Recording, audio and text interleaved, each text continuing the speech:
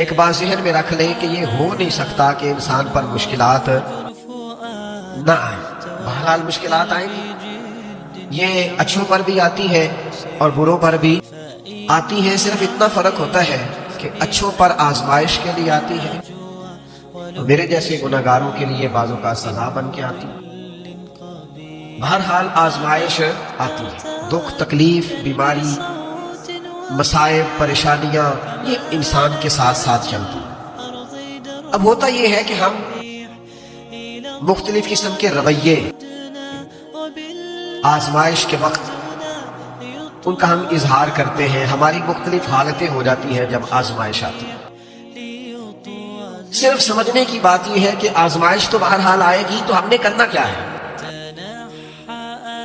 بہت سارے لوگ ان کو پتہ ہوتا ہے کہ گرمی کا موسم آ رہا ہے، تو اس سے پہلے وہ کیا کرتے ہیں، جن کے پاس سہولیات ہوتی ہے وہ اپنا اے سی ٹھیک کرا لیتے ہیں، اس کی ریپیئرنگ کا کوئی کام کرنا ہو کرا لیتے ہیں، جن کو وہ میسر نہ ہو وہ پنکھوں کو صاف کر لیتے ہیں۔ کچھ لوگ سمجھتے ہیں کہ میرے پاس لباس سارا موٹا ہے تو میں باریک موسم کے مطابق لباس خرید لوں، بنوا لوں۔ سردی کا موسم آتا ہے تو ہم نے دیہاتوں میں دیکھا تھا کہ ہماری مائیں پرانی رضائیاں بھی نئے سرے سے تیار کرا لیتی تھی، ان کی تیاری کرا لی جاتی تھی، تو پتہ ہوتا ہے کہ یہ موسم بہرحال آنا ہے۔ پھر حکومتیں بھی کچھ تدابیر کرتی ہیں، کچھ ویکسینیشنز ہوتی ہیں کہ یہ اس مرض کا اس موسم میں پھیلنے کا خطرہ ہے، تو کیا کیا جائے؟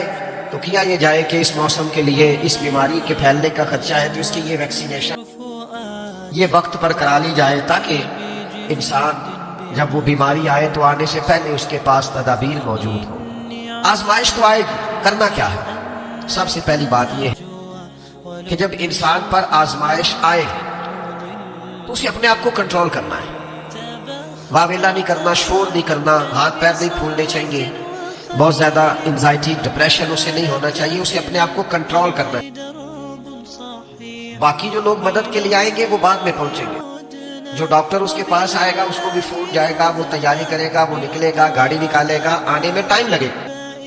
اس کے پاس اگر ریسکیو والی ٹیمیں آئیں گی تو وہ بھی ٹائم، سب سے پہلے اسے ذہنی طور پر مشکل کے آتے ہی اسے یہ دیکھنا چاہیے کہ میرا اپنا کنٹرول لیول کس طرح کا، اسے اپنے آپ کو بہت اعتماد میں رکھنا ہے، تحمل میں رکھنا۔ مشکل آ گئی ہے، اب یہ فوراً نہیں جائے۔ ایک اصول سمجھ لیں کہ نبی پاک علیہ السلام نے فرمایا کہ صبر وہ ہے جو پہلے صدمے کے وقت کیا جاتا ہے، جو عین مصیبت جب آئے اس وقت جو لوگ صبر کرتے ہیں اس کو صبر کہا جاتا ہے۔ جس کو ہفتے کے بعد آیا وہ صبر نہیں، وہ تو زخم ہی ٹھیک ہو گیا۔ جس نے ایک مہینے کے بعد کہا ہے مجھے صبر آ گیا ہے تو وہ تو اب تو زخم ہی مندمل ہو گیا، اب تو وقت نے مرہم پٹی کر دی۔ تو سب سے پہلی بات یہ دیکھیے کہ خود پر آپ کو کتنا قابو حاصل ہے، آپ نے خود کس طرح کا رویہ کرنا ہے۔ آپ بالکل پریشان ہو رہے ہیں، آزمائش میں آ رہے ہیں، ہاتھ پیر پھول رہے ہیں، تو اس سے آپ اور زیادہ پریشان ہو جائیں۔